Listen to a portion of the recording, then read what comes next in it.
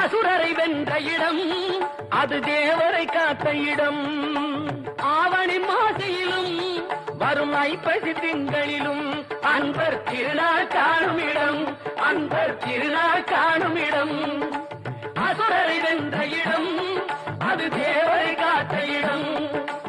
ஆவணி மாசையிலும் வரும் ஐப்பசி திங்களிலும் அன்பர் திருநாள் காணும் இடம், அன்பர் திருநாள் காணும் இடம்.